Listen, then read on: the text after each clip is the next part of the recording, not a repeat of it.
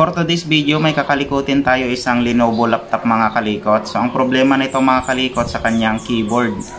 May mga key siya na hindi na mapindot at saka may mga key na rin na kusa na lang nagpipindot. So ang gagawin natin dito mga kalikot, bali babaklasin natin yung kanyang keyboard kasi sabi rin ng may-ari na papalitan natin itong kanyang keyboard. So bago natin kalikutin guys, shoutout muna natin yung mga sumusuporta sa ating channel. Shoutout natin si Mark Jerome Pulay, Pilar Templado, Louis Villena, Naldo Portugal, Dela Silvestre, Ruel Amorsolo, at saka kay Cams Channel. So maraming salamat guys sa pagsuporta sa ating channel. So kapag bago lang po kayo sa aking channel, huwag niyo po kalimutang i-subscribe ang ating YouTube channel at pa-click na rin ng ating notification bell para lagi kayong updated sa mga bagong video natin mga kalikot. At saka huwag nyo rin pong kalimutang i-follow ang ating Facebook page. So tara guys, kalikutin na natin siya. Tara!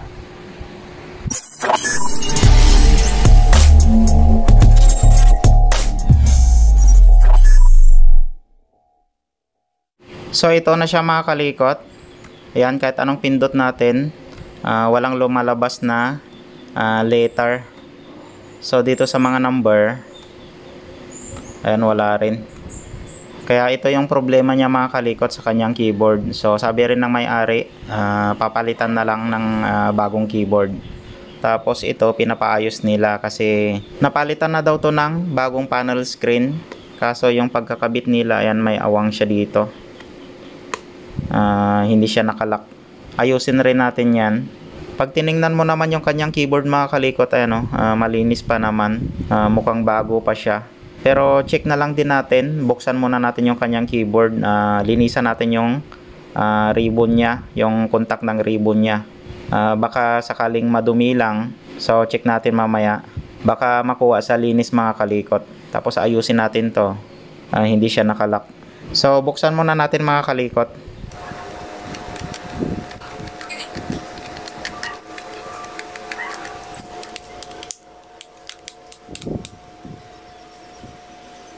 Naayos na natin yung awang niya dito mga kalikot. Bali binaklas natin yung buong frame. Inayos natin dun sa loob. May isang lock na ayaw mag-lock, kaya binuksan natin yung buong frame ng kanyang screen. Ayan. So naayos na natin siya, wala na yung awang niya dito. So baklasin na lang natin yung kanyang keyboard mga kalikot.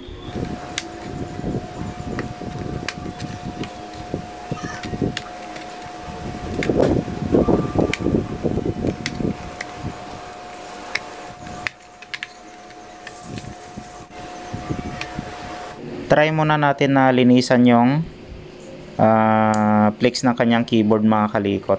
Tanggalin muna natin tong kanyang battery.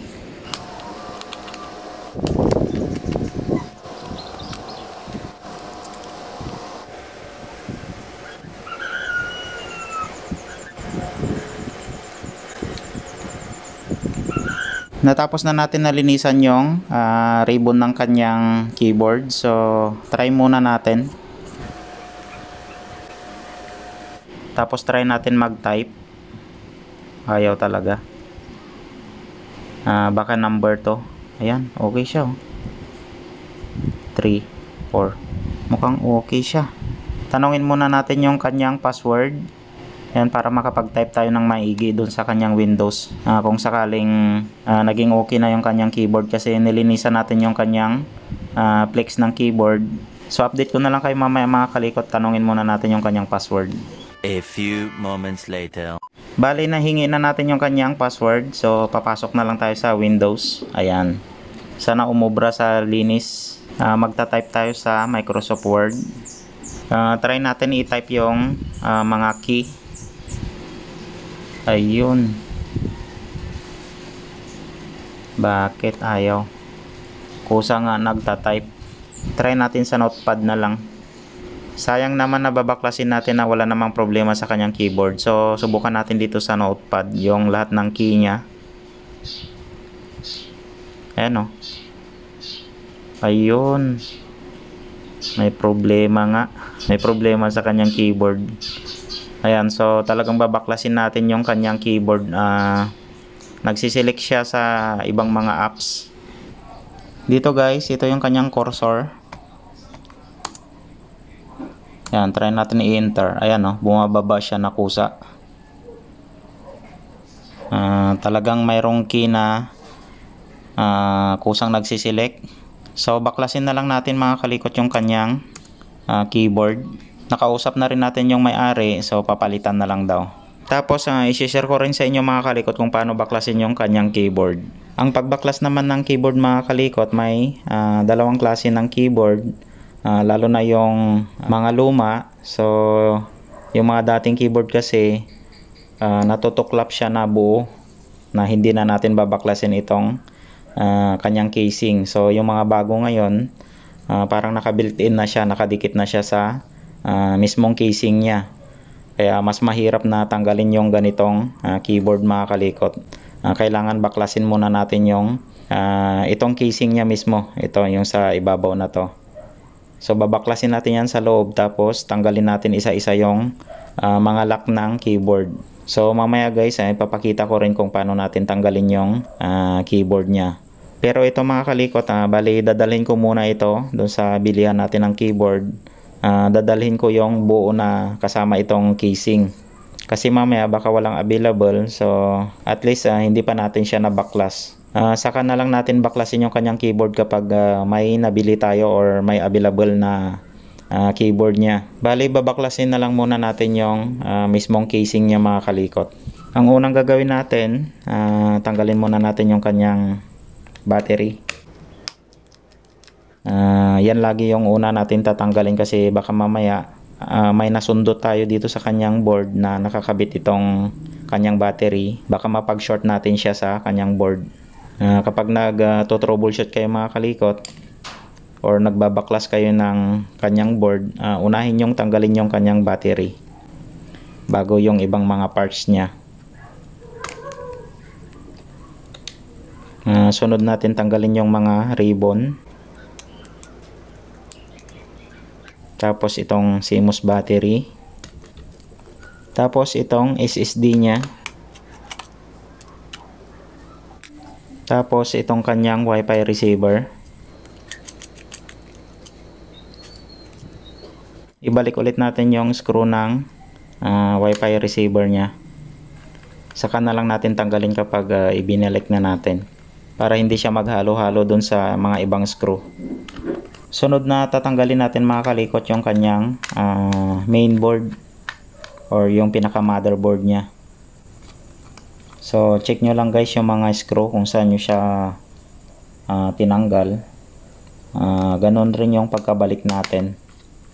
So ang diskarte ko niyan guys, kapag natanggal itong board, ibabalik ko ulit yung mga screw para hindi na mahalo dun sa mga ibang screw. Tapos tanggalin natin yung flex ng screen. Tapos itong ribbon na to. Ayan, natanggal na natin yung kanyang mainboard. Ibabalik rin natin mga kalikot yung mga tinanggal nating maliliit na screw para hindi natin mawala. Kung saan natin siya tinanggal, doon rin natin ibalik. Para pag ikabit natin yung mga tinanggal nating parts, alam na natin kagad kung saan nakalagay yung screw niya. Tapos tanggalin natin itong sa audio niya. Tapos tanggalin rin natin yung mga hinges niya para matanggal itong casing na kinakabitan ng keyboard.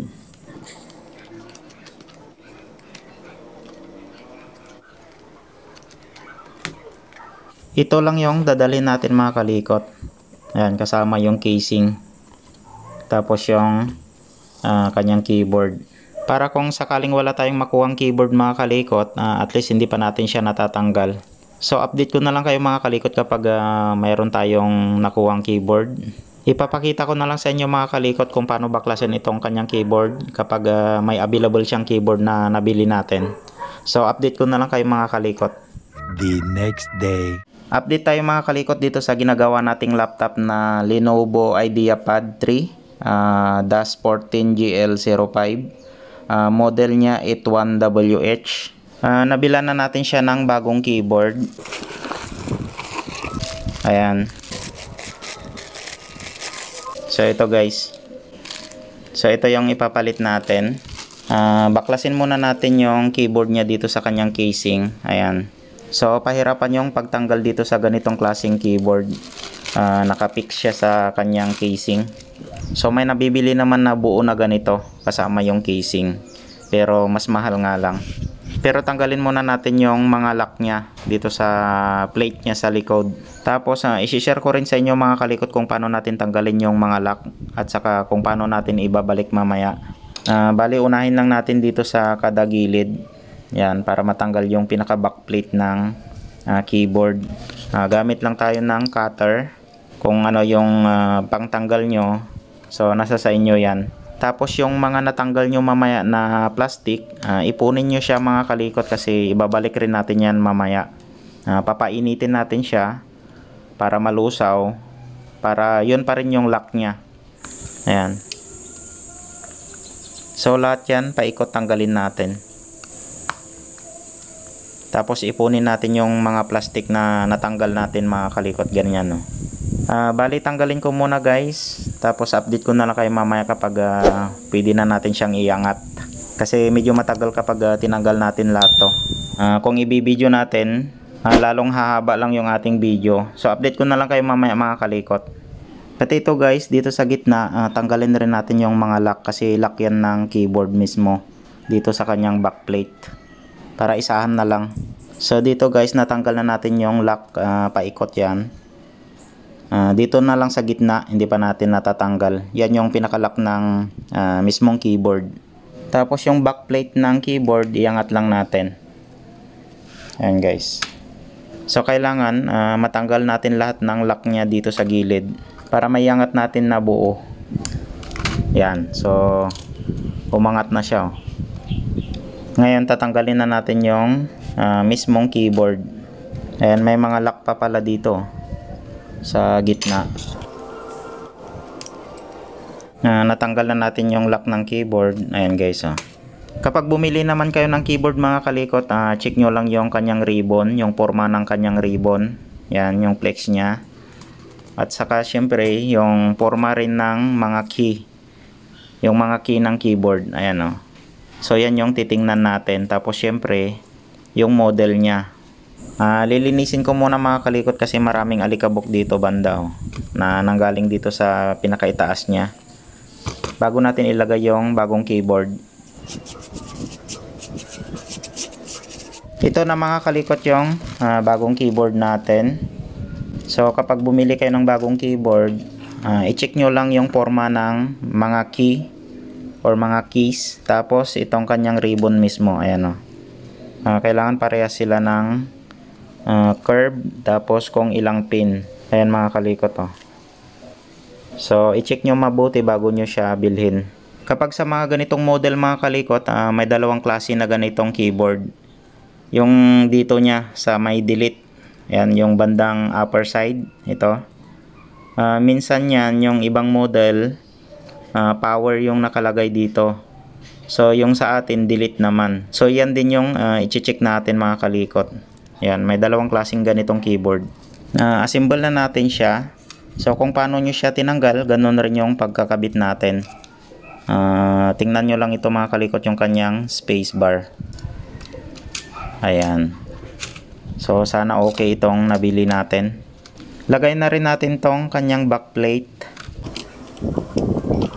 Lagay muna natin yung mga screw.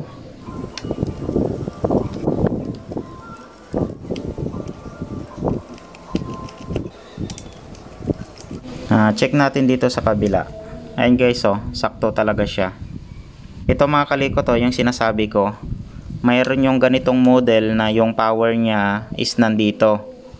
Ito naman kasi sa atin nandito yung power niya, kaya delete yung binili natin.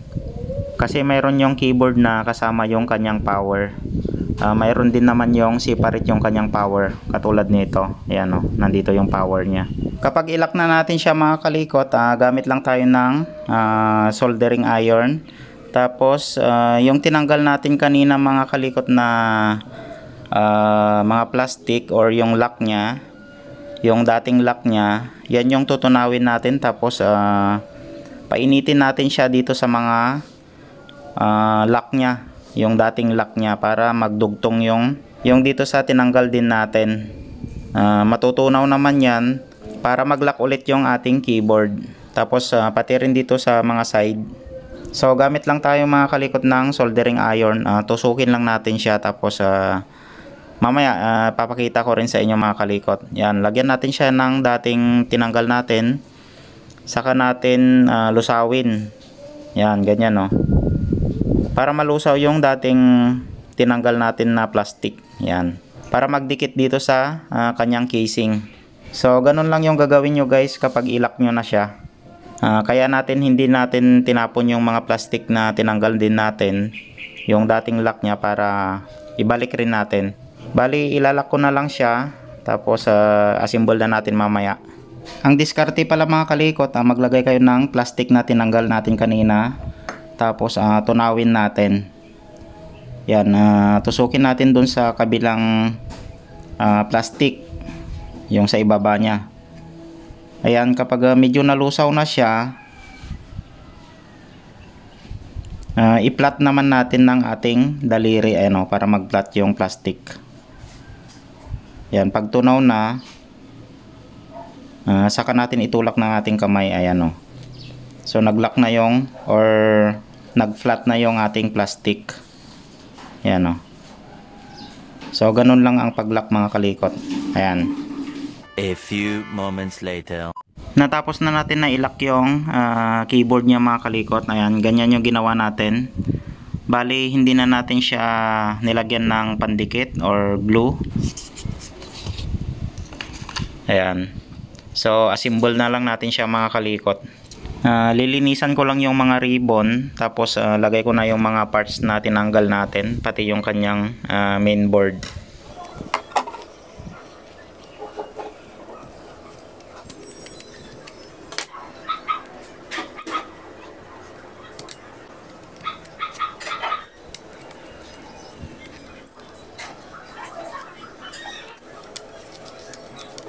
Ako kasi mga kalikot, nilalagay ko yung mga screw kapag nagtatanggal ako ng mainboard, para pag ibalik na natin, mas madali na lang natin hanapin yung screw, kasi tatanggalin na lang natin tapos kakabit na lang. Ayan. Sa board naman mga kalikot, may mga triangle yan. Dapat yun lang yung lalagyan natin ng screw, kaya may sign siya.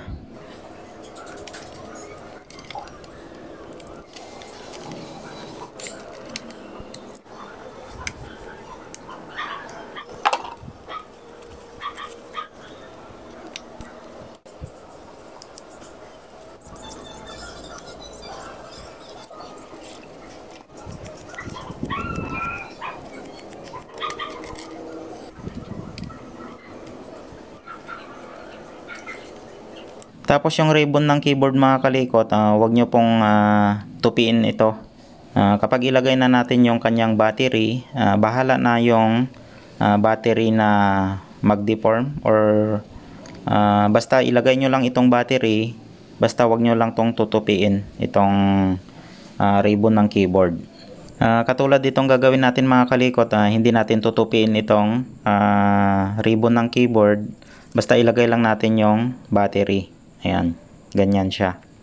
Tapos screw na natin yung battery. So hindi natin tinupi yung ribbon ng keyboard, kasi pag tinupi natin yun, baka magkaroon ng problema yung keyboard natin or yung contact ng keyboard niya. Ang susunod natin na ilagay mga kalikot, yung kanyang panel screen. Yung kanyang battery, hindi muna natin isasalpak sa kanyang socket or dito sa board. Saka na lang natin ikabit yung wire ng battery kapag nabuo na natin siya. Linisan muna natin yung pinaka-flex ng panel screen. Yan, bago natin ikabit.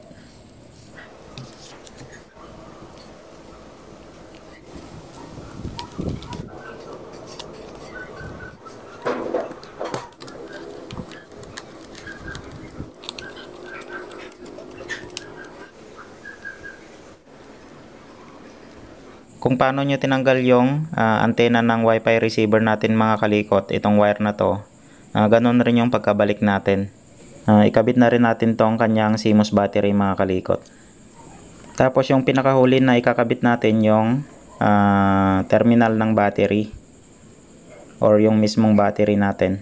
Ito lagi mga kalikot yung ihuli natin yung kanyang battery. Ayan na, natapos na natin nalagay yung battery niya, tapos yung mga ibang parts. Ilalagay na natin itong kanyang back casing. So ito na yung pinakahuli.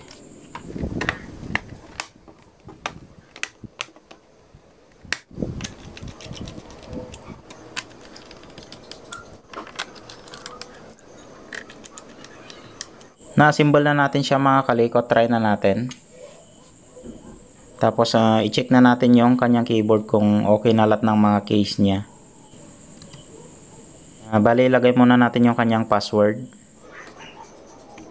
Mukhang okay na mga kalikot yung kanyang keyboard. Try na natin lahat ng mga key. Tapos wala na rin kusang nagpipress or nagpipindot na key.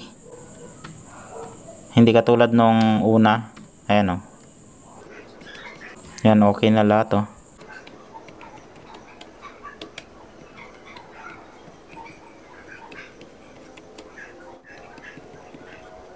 So okay.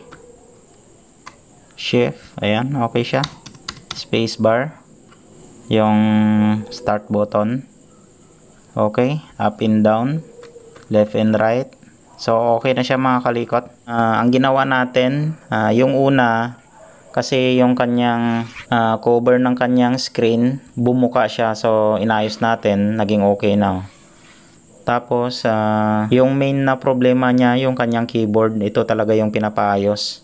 So ang ginawa natin, pinalitan natin ng bagong keyboard mga kalikot. Tapos nag-cleaning na rin tayo. So pwede na natin ibigay sa may-ari ito mga kalikot. Sana may natutunan kayo ulit dito sa ating video mga kalikot. Sana nasundan nyo yung pag-disassemble natin at saka nung inassemble natin siya. Tapos sana nasundan nyo itong pagkabit natin ng keyboard. So hanggang dito na lang ulit mga kalikot yung video natin. Maraming salamat sa panonood ng mga video natin guys. Huwag nyo pong kalimutang suportahan ang ating channel. Huwag nyo pong kalimutang i-subscribe ang ating YouTube channel at paklik na rin ang ating notification bell para lagi kayong updated sa mga bagong video natin. At saka huwag nyo rin pong kalimutang i-follow ang ating Facebook page. So maraming salamat, ingat kayong lahat and God bless sa ating lahat mga kalikot. Bye bye.